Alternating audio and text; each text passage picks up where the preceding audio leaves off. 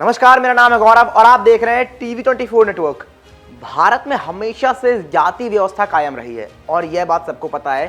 साथ ही आज भी धर्म और जाति के नाम पर राजनीतिक पार्टियां और नेता हमेशा से उसी से वोट मांगते हैं।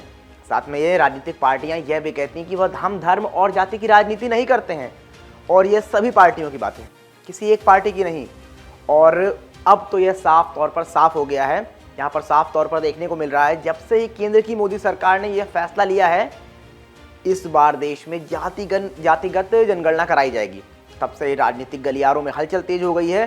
सभी पार्टियां इस फैसले से अपना नाम जोड़कर इसे चुनावी फायदा लेने का प्रयास कर रही हैं। यहाँ पर कांग्रेस ने अपने आधिकारिक सोशल मीडिया हैंडल से सचिन पायलट का वीडियो पोस्ट करते हुए एक बड़ा सा ट्वीट लिखा। इसमें उन्होंने कहा कि हाल ही में भारत सरकार ने जातिगत जनगणना की घोषणा की।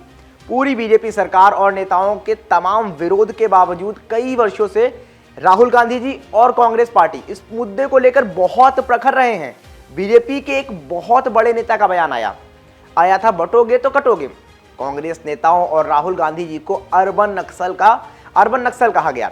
वही सरकार जो 11 साल से सत्ता में है, उन्होंने जातिगत जनगणना को देश और समाज के लिए जहर की संज्ञा दी थी। आज जनता के दबाव, कांग्रेस पार्टी और राहुल गांधी जी के लगातार संसद के अंदर बाहर इस मांग को उठाने पर मोदी सरकार यह समझ गई कि जन भावना कांग्रेस के साथ है। देश की अधिकांश जनता भागीदारी चाहती है। ये सिर्फ एक जनगणना नहीं है, देश की अधिकांश जनसंख्या किन हालात में अपना जीवन व्यतीत कर रही है, कितने लोग पढ़े लिखे हैं, क्या काम कर रहे हैं, क्या खा रहे हैं, यह इस बात का पता करने की एक पारदर्शी और वैज्ञानिक कोशिश है। केंद्र और राज्य सरकारों के बजट का आवंटन, नीति निर्माण, सहयोग और समर्थन देना जैसे फैसले अभी सिर्फ अंदाजे के बल पर लिए जाते थे। कोई जवाबदेही, कोई पारदर्शिता नहीं थी। सरकार मनमाने तरीके से जहां चाहे वहां बजट का पैसा और योजना लगा देती थी, पर अब वो ऐसा नहीं कर पाएगी। मैं मानता हूं कि यह राहुल गांधी जी, कांग्रेस पार्टी, इंडिया गठबंधन के नेताओं और जनता का सम्मिलित दबाव था, जिस कारण प्रधानमंत्री जी को अपने पैर पीछे खींचने पड़े। हम चाहते हैं कि बिना समय खोए सरकार यह घोषणा करे कि कितने समय में जातिगत जनगणना पूरी होगी और क्या मापदंड तय किए जाएंगे। जैसा कि राहुल गांधी जी कहते हैं, एक एक्सरे होना चाहिए, उसके बाद ही हम सही तरीके से भागीदारी सुनिश्चित कर सकते हैं। इसी मूल मुद्दे पर कांग्रेस कार्य समिति की बैठक लगभग 2 घंटे चली, जिसमें सामाजिक न्याय को लेकर सर्वसम्मति से प्रस्ताव पारित हुआ। तो वहीं इस कांग्रेस के श्रेय लेने वाले बयान पर बीजेपी के उत्तर प्रदेश के उप मुख्यमंत्री ने कांग्रेस पर जोरदार हमला बोलते हुए कहा कि जातिगत जनगणना का पूरा श्रेय सिर्फ और सिर्फ पीएम नरेंद्र मोदी को जाता है। कांग्रेस, सपा और राजद की तिकड़ी अब इस ऐतिहासिक फैसले का क्रेडिट चुराने के लिए झूठ का हल्ला मचा रही है। वास्तविकता यह है कि तीनों दल ओबीसी समाज के वोट के लिए चलती फिरती झूठ बोलने की ऑटोमेटिक मशीन बन चुके हैं। उप मुख्यमंत्री ने कहा कि सालों तक जो ना कर सके, आज उस पर बेशर्मी से पोस्टर लगा रहे हैं। जनता अब सब समझती है काम किसने किया है और भ्रम कौन फैला रहा है। तो खैर, ये तो ही कांग्रेस और भाजपा की जंग, पर अब इस चर्चित मुद्दे पर बसपा सुप्रीमो मायावती ने बड़ा बयान दे दिया है। यहाँ पर उन्होंने कांग्रेस पार्टी पर जमकर हमला बोला है। मायावती ने कहा कि साल 1931 और आजादी के बाद पहली बार देश में जाति जनगणना कराने की केंद्र सरकार के फैसले का श्रेय कांग्रेस ले रही है, लेकिन कांग्रेस ये भूल गई है कि दलित और ओबीसी समाज के करोड़ों लोगों को आरक्षण सहित उनके संवैधानिक हक से वंचित रखने में उसका इतिहास काला अध्याय है।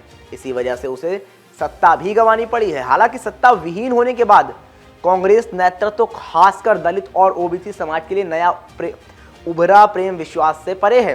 ये इन वर्गों के वोट के स्वार्थ के खातिर छलावा की अवसरवादी राजनीति है।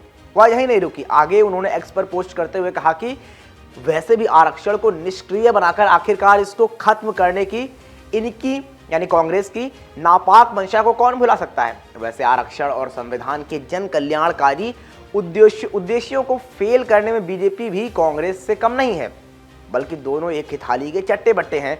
ऐसे में अब वोटों के स्वार्थ और सत्ता के मोह के कारण बीजेपी को भी जाति जनगणना की जन आकांक्षा के आगे झुकना पड़ा है, जिसका स्वागत है। इसके साथ ही बसपा सुप्रीमो ने कहा कि बाबा साहेब को भारत रत्न से सम्मानित करने से लेकर धारा 340 के तहत ओबीसी को आरक्षण देने जैसे अनेक मामलों में कांग्रेस और बीजेपी का रवैया जातिवादी व द्वेषपूर्ण रहा है। ऐसे में इनके वोट की राजनीति के खेल निराले हैं, लोग इनसे सावधान रहें, ये साफ तौर पर कहा है मायावती ने। तो जब से ये जनगणना, जातिगत जनगणना का मुद्दा शुरू हुआ है, पूरे देश में लगभग जितनी पार्टियां सब एक दूसरे पर आरोप प्रत्यारोप लगा रही हैं, या फिर ये कहा जा सकता है कि सब इसे ये कहना चाहती हैं कि ये फैसला हमारा था, हम इतने समय से इस पर लगे हुए थे, इस जातिगत जनगणना को हम बहुत समय से चाह रहे थे, लेकिन सरकार नहीं कर रही थी, और सब एक दूसरे पर आरोप लगा रहे हैं, सब ये कह रहे हैं कि ये हमारा है, ये हमने किया है।